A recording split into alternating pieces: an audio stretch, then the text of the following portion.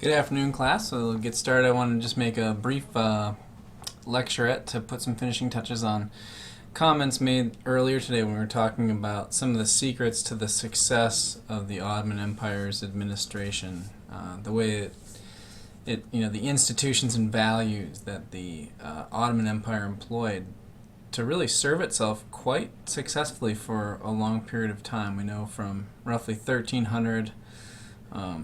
Technically the Ottoman Empire doesn't decline until the very beginning of the 20th century, around the time of World War I. It wasn't a real, strong and robust empire for that entire time, but it had a very long run that we're wise to take a closer look at and see what are some of the things that they seem to have gotten right. So we talked about a number of these things earlier today, and we were talking about these questions from your primary document reader for today.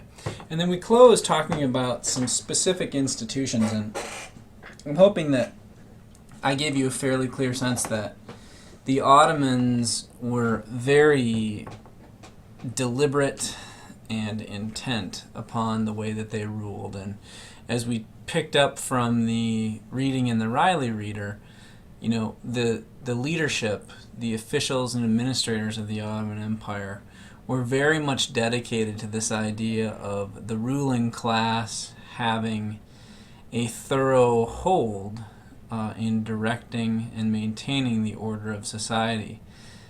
Now, if we left it like that, we might think, oh yeah, so they must have been heavy-handed and power-tripping power mongers and things of that nature. But it's really quite the opposite. The government of the Ottoman Empire really took special pains and went to special lengths to ensure that the people that they ruled, so the overwhelming majority of Ottoman society, was for the most part satisfied with the quality of leadership.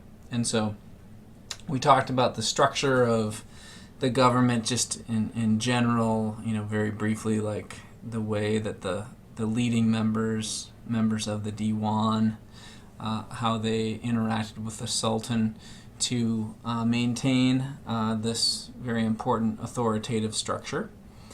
We talked a little bit about how non-Muslim minorities throughout the Ottoman Empire continued to experience rather tolerant and free expression with just really limited intrusions provided by the Ottoman Empire upon their otherwise normal function.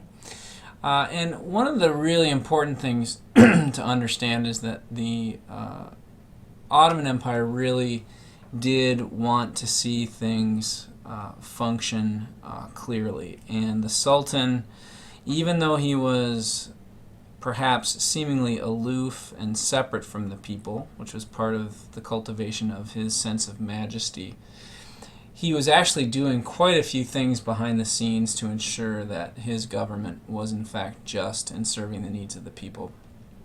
And I think there's one story here I'd like to just briefly share. We know from our studies last week when we were looking at the Protestant Reformation and learning of how Martin Luther challenged the status quo of the conventional Catholic Church and pointed out major differences of doctrine and practice. Well, there's a similar story during the reign of Suleiman, and you might bear in mind that this was just a little bit after the Protestant Reformation. But there's a story where Suleiman overheard a trial of a Muslim, we'll say a member of the ulama, part of the learned or intellectual elite of the Ottoman Empire. And this ulama, this teacher, was arguing that Jesus was in fact more sacred to the Islamic tradition than was Muhammad. And he was essentially making this argument based on the fact that as a prophet, which is what Muslims would believe Jesus was in the overall Judeo-Christian tradition, that because Jesus came sooner than Muhammad, his contributions and teachings are even more sacred or have greater bearing than those of the later Muhammad. Now, this was something close to blasphemy for many of the government officials who heard this, but Suleiman was observing this proceeding from, behind his curtain or behind his veil, and he ultimately acquitted this member of the ulama because he found nothing in the trial that was actually out of place, that this teacher had essentially defended himself quite well. So there's an example of how the government went to strong lengths to make sure that people felt as though they were receiving just and reasonable treatment. We talked a little bit about adale already and siyasa. Adale was essentially the commitment to justice and fairness and reasonableness. There was a lot of power concentrated in the hands of the Ottoman officials, but they were not to abuse that. They were not to let that power corrupt them, but rather use it to serve the needs of the people. And siyasa was essentially refers to the institution of punishments that would be given to Ottoman officials if they abused their power, if they overcharged the members, the citizens of the Ottoman Empire, or the citizens of, the dhimmi, which actually also would have been part of the Ottoman Empire. If they overcharged them in taxes, or if they misrepresented the laws, so on and so forth. And so this is kind of like the censorate of the Chinese. We started talking about the Sui, Tang, and Sung dynasties.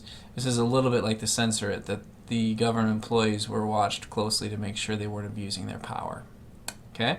Then if we move on, transparency. The Ottomans believed that it was very important to make it very clear to everyone involved a clear and proper understanding of laws. And the transparency here was important because this allowed people to know essentially what the law was and not leave that to be interpreted by powerful government officials. So it was essentially a way of the everyday citizens being able to know that in fact their behavior either was or was not legal and acceptable by the standards of the Ottoman government. Another thing, the accessibility.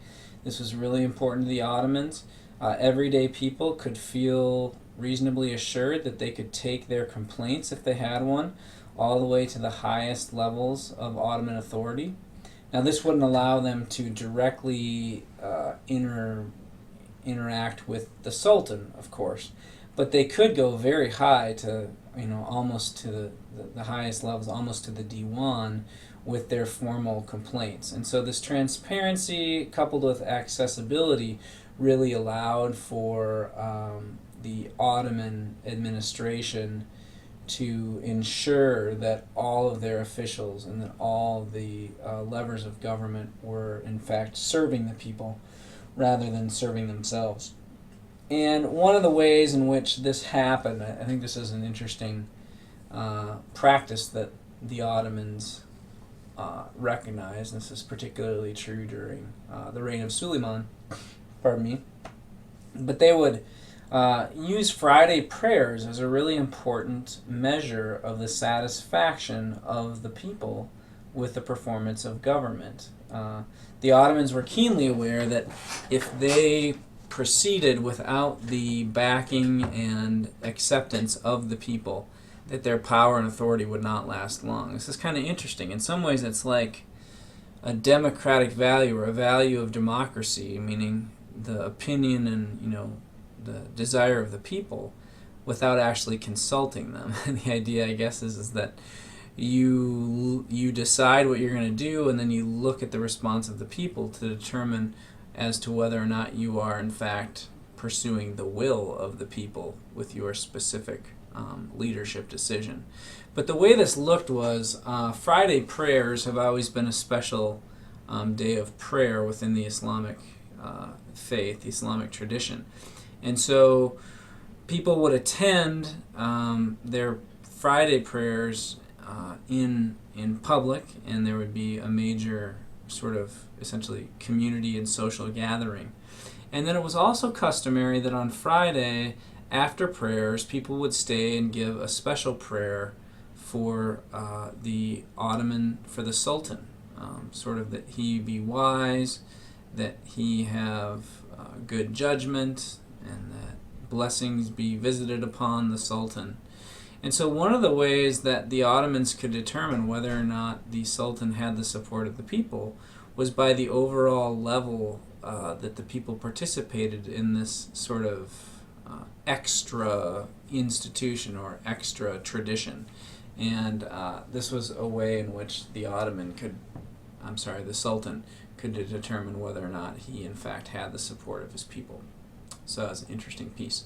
And then finally, as we've already mentioned, the brothers of the Sultan was a practice whereby upon the accession to the sultanship by a male heir of the previous sultan, all of his brothers and those brothers' children would be put to death. And I know this sounds very harsh and draconian, and in fact it was, I'm sure.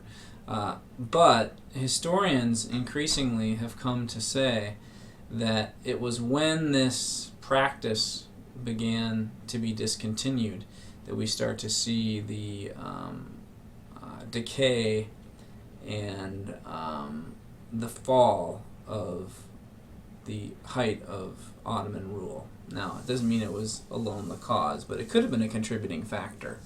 In fact, there are stories of later sultans who the brothers are allowed to live, they're just sort of held in captivity, but then after their brother, the sultan, dies, they then elevate this brother who had been held in captivity to the sultancy or sultanship, and of course you can imagine what a single person who's lived their life in captivity and just indulgence in sort of palace life, that they may not be a real firm or strong leader. And so this is one argument of many that people give for part of the decay of the Ottoman Empire through its final centuries. Okay, we'll stop there, and tomorrow we'll gather and talk a little bit about the land empires of this Muslim corner of the world. Have a good night.